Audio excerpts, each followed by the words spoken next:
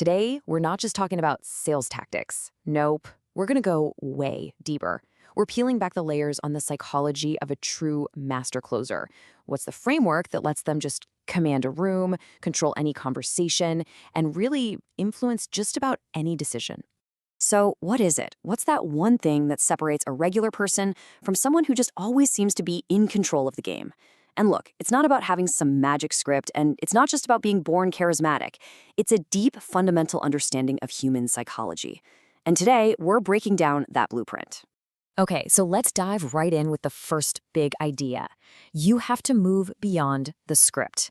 See, elite-level influence, it's not about memorizing lines. It's about mastering the entire vibe, the rhythm, the pauses, the power dynamics of the space you're in. And here is the absolute foundational mindset shift. An amateur, they try to convince everybody, right? And it just comes off as needy. A master filters. Their goal isn't to get a yes from just anyone, it's to find the people who are already ready for it. This little switch from needing to qualifying, well, that's where all their power comes from. Okay, now we're getting to the core tools.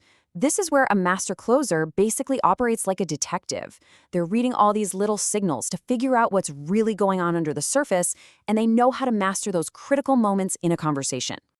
So check this out. This slide breaks down exactly what they're listening for. You know, a master listens way more than they talk, and they're hunting for two totally different kinds of signals.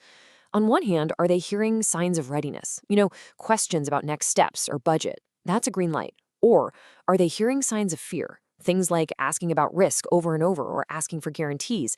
That's a signal to stop, maybe build more safety, not to push harder. So after they spot that readiness, a master might use a really simple, direct question, just like this one.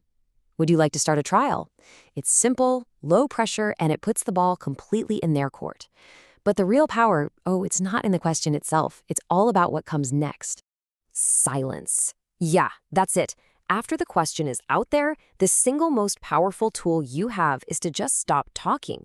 That silence, it creates this vacuum, this social tension that someone just has to fill. And here's the crucial point.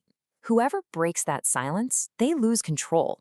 We call this silence pressure. It literally forces the other person to show their hand. They'll either object, they'll ask a question, or they'll agree. But either way, you get total clarity without saying another single word. But what if they say, I'm not sure? This is where we see another brilliant technique, the reverse close. An amateur hears that and immediately jumps in to persuade. The master, they do the complete opposite. They just ask, what is making you unsure? This totally flips the dynamic. Now, you're not solving their problem. You're making them say it out loud. And honestly, they often end up solving it themselves. Now, all this doesn't mean that scripts are useless. Not at all. It just means a master uses them like a set of keys, you know? They understand that different personalities need a different key to unlock their yes. It's all about adaptation, not just reciting lines.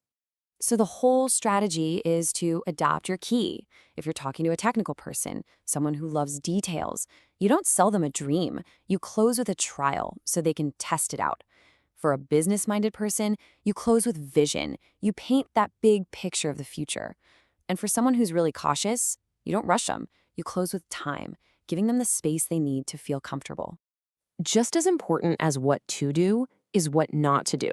And at an advanced level, this stuff is totally non-negotiable. Guaranteeing income, using cheesy phrases like guaranteed passive income or saying there's no risk, these things are credibility killers. A true master actually builds authority by being upfront and honest about the real world. So now let's level up to the highest part of this game, the master's framework. This is where the focus shifts from just managing a conversation to commanding the entire energy and dynamic of the room.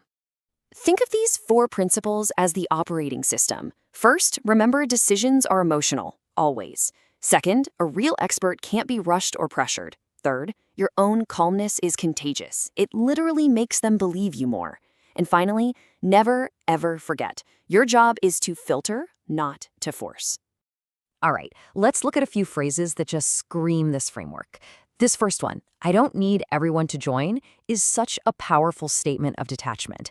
It instantly flips the script from you needing them to them suddenly feeling like they need to qualify for your time. And this one takes it even a step further. When you say this system isn't for everyone, you're not just detached, you're creating exclusivity. It makes the serious people lean in and start thinking, wait, is it for me? I love this one. This phrase positions you as a guide, an educator who cares about clarity, not some salesperson trying to create hype. You're shifting their mind from wishful thinking to actual, solid understanding, and that builds incredible trust. And here it is. This is the ultimate power move. You're basically giving them permission not to move forward.